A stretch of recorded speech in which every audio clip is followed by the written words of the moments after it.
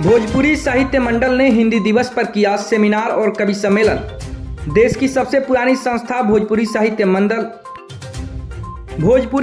मंडल ने हिंदी दिवस पर किया सेमिनार और कवि सम्मेलन। देश की सबसे पुरानी संस्था भोजपुरी साहित्य मंडल के तत्वाधान में बक्सर नगर के +2 स्कूल के सभागार में हिंदी दिवस के अवसर पर हिंदी भाषा और उसकी चुनौतियां विषय पर सेमिनार का आयोजन किया गया।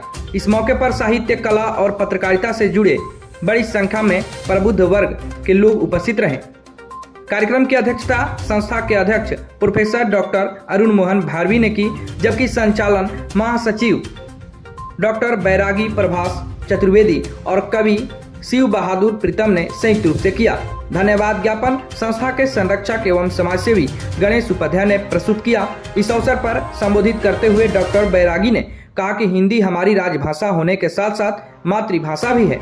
वहीं प्रोफेसर डॉक्टर अरुण मोहन भारवी ने कहा कि हिंदी को किसी चुनौती की आवश्यकता नहीं है। यह शिक्षा, व्यापार, रोजगार और तकनीक की भाषा है। यह स्वयं बढ़ रही है और विश्व स्तर पर अपनी पहचान बना चुकी है। वहीं प्रसिद्ध चिकित्सक डॉक्टर महेंद्र प्रसाद ने लोकसभा के शब्दों की विशेषता पर प्रकाश डाला। वहीं कांग्रेस नेता कामेश्वर पांडे ने हिंदी अंकों के प्रयोग पर बल दिया। कार्यक्रम के दूसरे सत्र में कवि सम्मेलन का आयोजन हुआ, जिसमें प्रमुख कवियों एवं साहित्यकारों में शिव बहादुर प्रीतम, रामेश्वर मिश्र बिहान, संजय सागर, कुशध्वज सिंह मुन्ना, महेश्वर ओझा, शिक्षक वशिष्ठ पांडे, शशि भूषण मिश्रा, फारूक सैफी, नरदेश्वर उपाध्याय, राम बहादुर राय, धनंजय गुडाकेश, पंकज पांडे, राजा रामन पांडे, उमेश पाठक रवि, कवि राही, रामेश्वर प्रसाद वर्मा, अभय तिवारी, सुरेश सरगम, विनोद मिश्र, डॉक्टर शशांक शेखर, रामाधार सिंह, मन्नू जी, प्राचार्य संतोष दुबे, सुनीता यादव आदि ने अपनी अपनी रचनाएं प्रस्तुत की। हिंदी दिवस पर आयोजित इस कार्यक्रम में विचार विमर्श और काव्य पाठ ने श्रोताओं को मंत्रमुग्ध कर दिया और हिंदी की गरिमा व उसके व्यापक भविष्य पर सार्थक चर्चा की गई।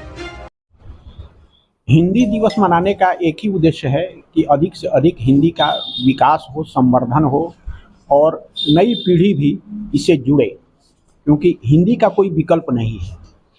हिंदी हिंदी है और इसके काट करके, इसको छांट करके, इसको अलग करके हिंदुस्तान की परिकल्पना निरर्थक है। हिंदी को जो युवा भावना से देख रहे हैं और उन्हें लग रहा है कि हिंदी बोलेंगे या हिंदी सीखेंगे तो उसमें भविष्य नहीं है, क्या यह सच है? नहीं, ऐसा नहीं है, लेकिन कोई भी भाषा अगर अर्थकरी होती है, रोजगार और रोजी और रोटी देती है, उसका महत्व बढ़ जाता है। अब हिंदी में भी ये अवसर आने लगे हैं।